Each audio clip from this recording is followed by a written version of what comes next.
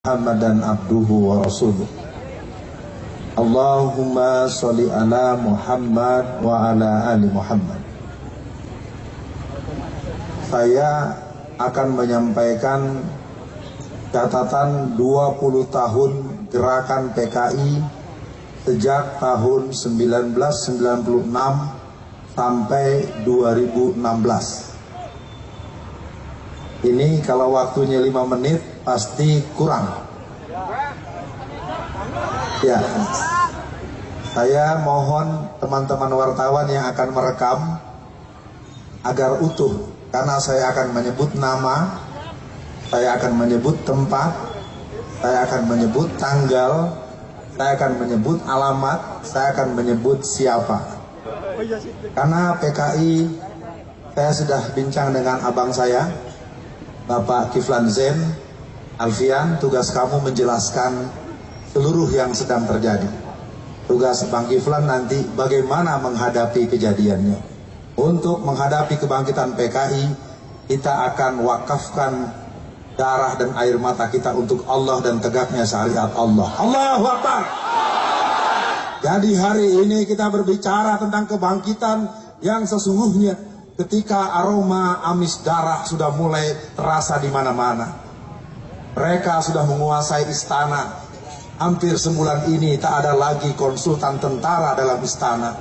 Rapat-rapat di istana negara hari ini dipimpin oleh orang yang namanya Teten Masduki, Urip Supriyanto, mantan KPU Solo, dan Budiman Sujatmiko. Jam 9 malam ke atas mereka berkumpul untuk terus merancang gerakan-gerakan PKI ke depan. Jadi artinya acara seperti ini sudah terlambat. Maka pesan buat saudara semua pada hari ini, ikuti sebatas waktu yang ada. Tentu saya banyak kekurangan. Kita awali dengan 1996. Tanggal 16 April 1996, polisi menangkap seorang perempuan yang bernama Dita Indah-Sari. Catat, Dita Indah-Sari. Siapa dia? Dia adalah staf ahli Menteri Tenaga Kerja dan Transmigrasi. Kabinet yang kapan? Kabinet yang sekarang. Namanya Dita Indah-Sari, gerwani muda, ada di kantor Kementerian Tenaga Kerja dan Transmigrasi. 10 tahun yang lalu dia juga orangnya menjadi staf ahli di Kementerian Tenaga Kerja dari menterinya yang bernama Muhaimin Iskandar. Saya sudah menyebut nama, rekam baik-baik. Semakin jelas siapa ada di mana, siapa akan berbuat apa, dan resiko apa yang akan terjadi bagi kita yang tidak teliti melihat. Jadi pada hari ini, sekali lagi saya sudah bilang dari awal, 30 tahun sudah saya yang mungkin cukup muda ini bergerak sampai ke Bakung, sampai ke Cemetuk, sampai ke Celuring, sampai ke Magetan, sampai ke seluruh titik-titik basis PKI. Saya punya kesimpulan, PKI telah bangkit kembali. Banyak sekarang rumah-rumah yang sudah kembali memasangkan baliho-baliho Palu Arit di rumah mereka masing-masing. Di saudara-saudara yang ada di Solo, dan Solo ini menyebut nama seorang yang bernama Harun. Dia tokoh PKI yang sudah tua dan tempat transit dari kader-kader PKI dari Jakarta. Jadi saya akan teruskan tanggal demi tanggal. 16 April 1996, Dita Indah-Sari menuliskan dalam buku hariannya, "Well, partai kita yang telah dikubur, dihina, dibakar, diusir, dibunuh, hari ini kita hidupkan kembali." 16 April 1996, dia mengatakan, 31 tahun partai kita terkubur, hari ini kita hidupkan kembali. 96 kurang 31 berapa? 96 kurang 31 berapa? 65. Jadi mereka sendiri yang sudah mengumandangkan partai itu bangkit. Mereka sambung dengan berbagai acara-acara sejak tahun 1998. Mereka bunuhi ustadz-ustadz dan tokoh-tokoh agama dengan tuduhan dukun santet sejak bulan Maret, April, Mei dari Banyuwangi sampai ke Banten. Mereka beli stempel dukun santet dan kolor hijau sebagai penghinaan warna hijau untuk umat Islam. 144 guru ngaji dan ustadz dibunuh, lehernya hampir putus dan perutnya terburai, ususnya membuncah keluar. 1999 dibunuh sekitar 200 orang ustadz ulama dan guru mengaji di Tatar Sunda Ciamis, 200 orang selama tahun 1999. Selama Oktober 2000 mereka telah membunuh sekitar 89 ustadz ulama dan guru mengaji dengan posisi leher yang hampir putus dan usus mereka terburai dari perutnya. Karena mereka disebut dukun santet, maka orang tak peduli. Padahal mereka adalah orang yang dicatat dalam catatan kader-kader PKI tahun 60. Karena yang mati rata-rata umurnya 70-80 tahun. Kalau orang umur 70-80 disembelih, dibunuh, maka kalau kita kurang dengan angka 30 tahun, berarti mereka dulu usianya 30 dan 40 tahun. Dan kebanyakan mereka adalah pemuda Ansor.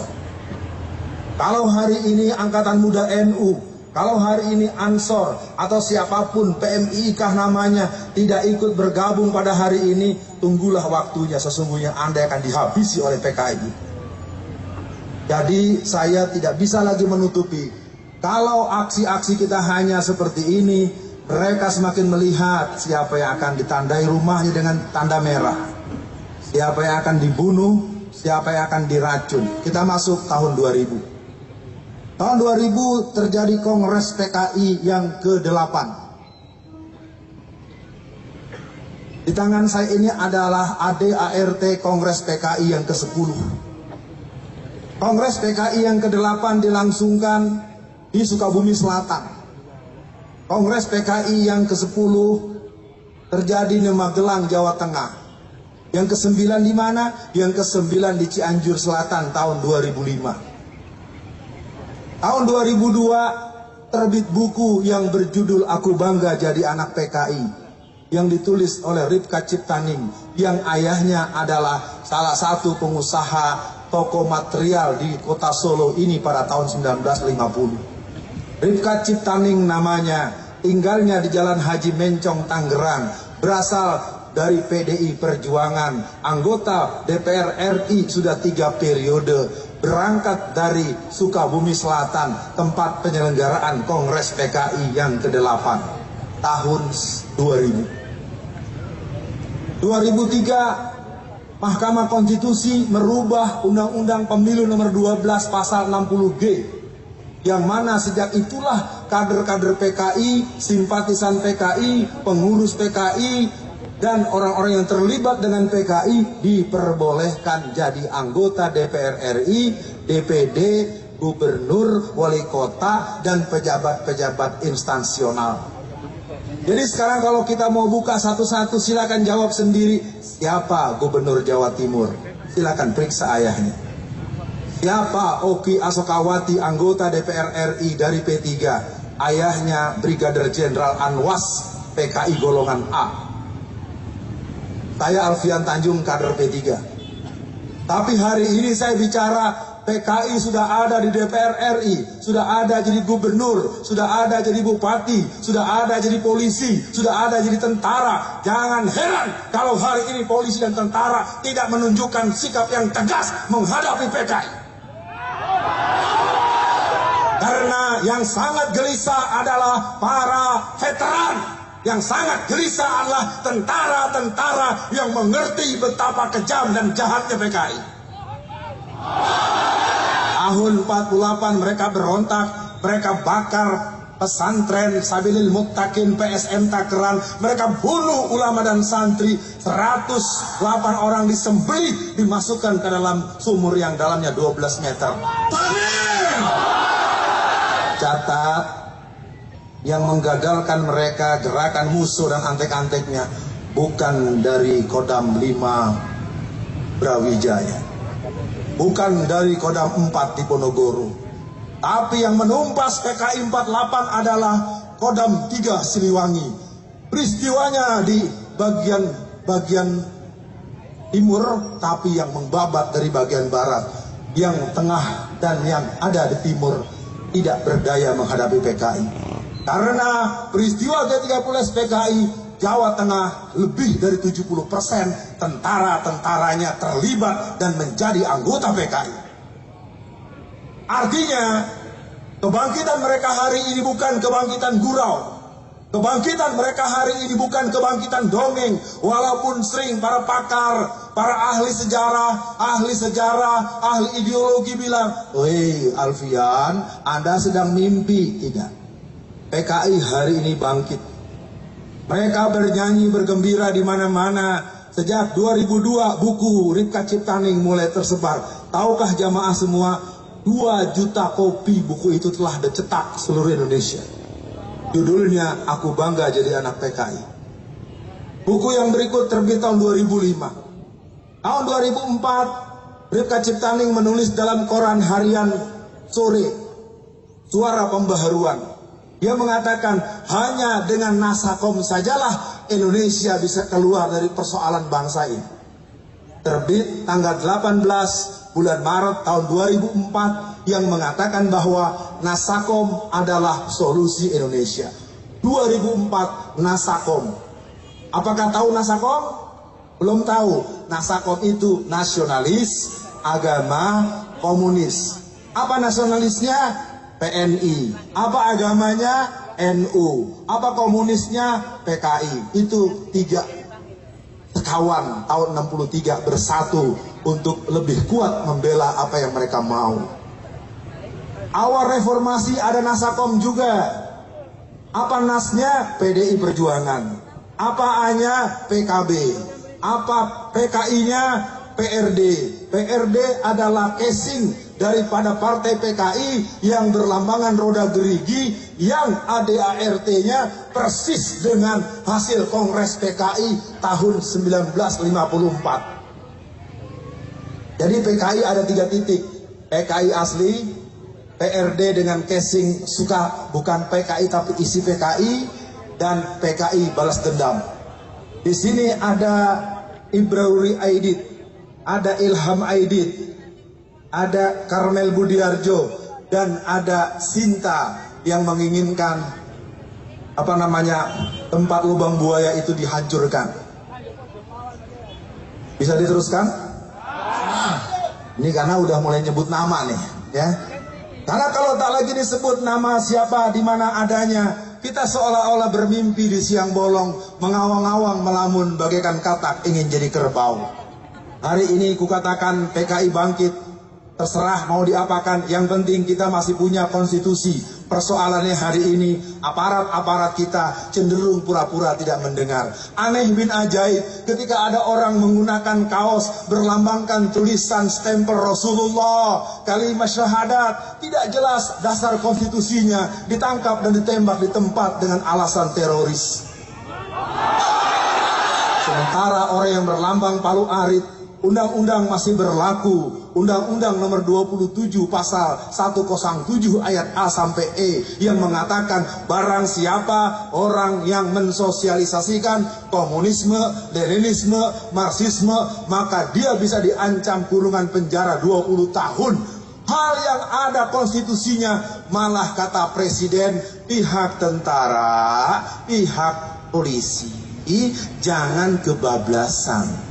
Jadi mari biarkan palu arit dipakai di mana-mana, karena tidak dilarang, nggak boleh diganggu. Kalau ada seorang pejabat yang menyuruh sesuatu yang bertentangan dengan undang-undang, berarti yang bersangkutan telah mengajarkan kepada kita bertentangan dengan undang-undang, maka secara konstitusi yang bersangkutan harus diselesaikan secara konstitusional. Tentu para semua yang hadir, kita baru sampai di tahun 2005. 2005 terbit buku lagi yang berjudul Anak PKI Jadi Anggota Parlemen.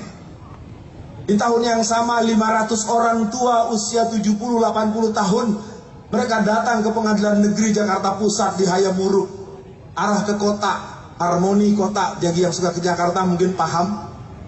500 orang dari Pasuruan, dari Magetan, dari Kediri mendatangi Pengadilan Negeri Jakarta Pusat. Mereka adalah tokoh-tokoh PKI, kader-kader PKI yang menuntut hak kompensasi karena mereka ingin mendapatkan ganti rugi 950 juta rupiah sampai 2,5 miliar per orang dengan klaim anggota inti 3 juta orang dan simpatisan total 15 sampai 20 juta orang. Bayangkan, penjahat yang pernah mengkudeta negara, penjahat yang pernah membunuh ulama, menyiksa, meracun 62 orang pemuda Ansor, menyembelih ulama-ulama di berbagai tempat, datang-datang minta hadiah, datang-datang kita minta maaf pada mereka, datang-datang mereka minta dibebaskan dan ganti rugi. Ini artinya mereka sudah bangkit, saudara-saudara sekalian. Amin. 2007 deklarasi Papernas yang dipimpin oleh Dita Indah-Sari. Alhamdulillah PBR dan FPI Pusat bersatu padu untuk menghentikan mereka. Dengan izin Allah, Papernas mati di tengah jalan, tidak pernah muncul lagi. 2008 terbit buku yang berjudul 50 tahun anak PKI. Itulah tulisan dari Ripka Ciptaning, sang Gerwani muda yang membentuk pasukan Gerwani Serikandi Indonesia. Dia mulai membuat kader-kader sejak Neglasari Tangerang, terus ke Cirebon, terus bergerak ke basis-basis Jawa Tengah dan Jawa Timur.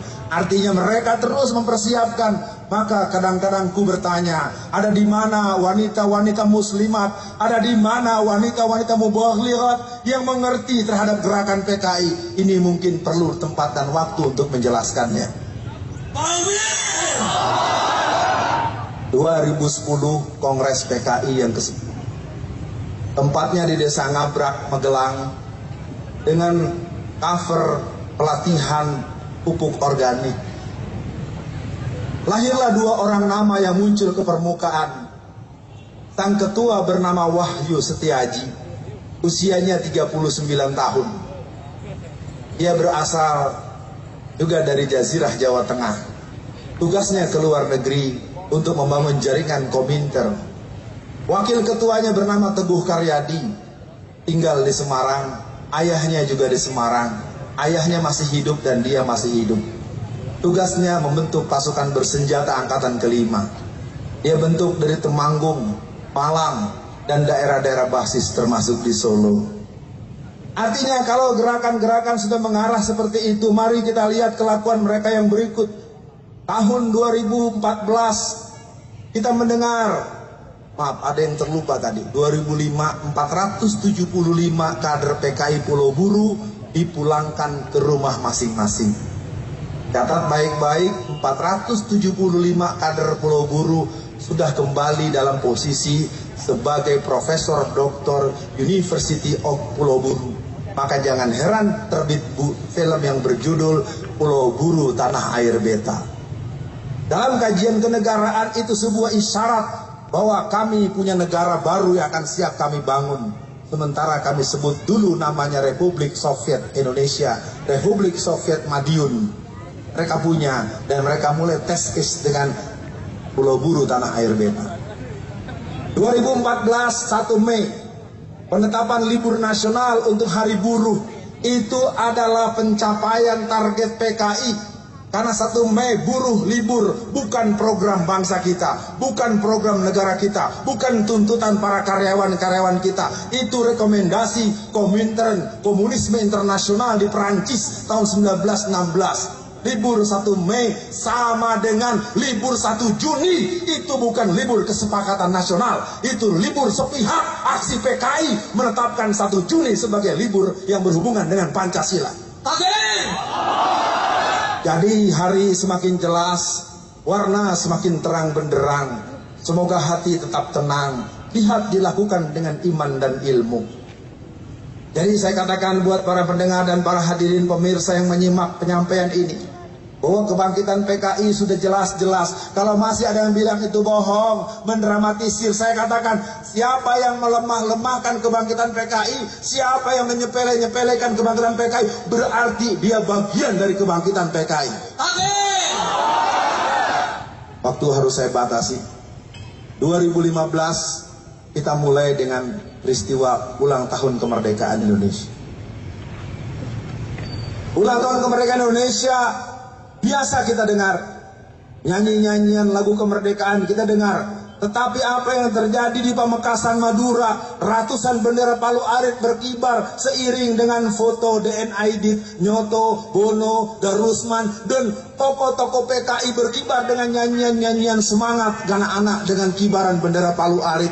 Hal yang sama terjadi di Jember, Jawa Timur. Hal yang sama terjadi di Payakumbuh, Sumatera Barat. Hal yang sama terjadi di Taman Mini Indonesia Indah. Di tahun yang sama, tanggal 23 Mei tahun 2015, di kantor PCNU Kendal dilakukan peringatan ulang tahun PKI yang ke-95.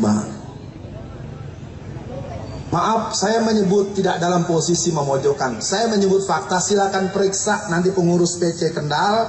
Betulkah tanggal 23 Mei tahun 2015 diselenggarakan refleksi ulang tahun PKI yang ke-95. Jadi mereka sudah bergerak di mana-mana. Mereka katakan I'm young generation PKI. Maka pada hari ini saya minta kepada yang saya hormati Ustadz Nur Hadi, ini diganti. Ya, ganyangnya ganyang PKI. Ya, kalau komunis terlalu umum. Ini PKI-nya bangkit, sudah di istana, sudah di balai kota. Balai kota Jakarta. Ahok adalah cerminan kader komunis tulen.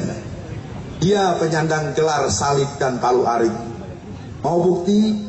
Hari ini selama 2 tahun ke depan, pajak bumi bangunan buat rumah yang harganya 1 miliar digratiskan oleh Ahok. Karena Ahok ingin jadi gubernur lagi dalam pemilu tanggal 15 Februari 2017.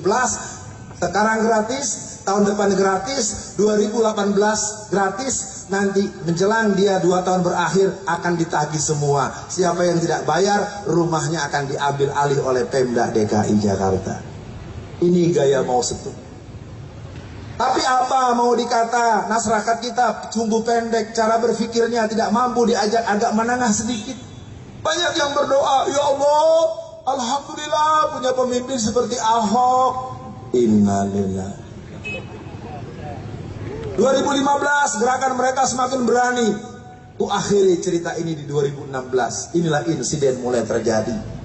Ketika mereka menyelenggarakan belok kiri festival di Taman Mini Indonesia, di Taman Ismail Marzuki, mereka punya rencana tanggal 28 bulan Februari sampai tanggal 5 bulan Maret, dan dibubarkan oleh teman-teman anti komunis, teman-teman GPII, teman-teman PII, teman-teman Taruna Muslim, dan teman-teman GBN, serta pasukan-pasukan khususnya dari Bapak Kiflan Zen. Mereka kemudian berpindah ke kantor LBH Jakarta. Jadi kalau ada yang mau tanya, di mana pusat kegiatan PKI hari ini? Kegiatan PKI hari ini ada di kantor LBH Jakarta, Jalan Diponegoro. Silakan periksa di sana.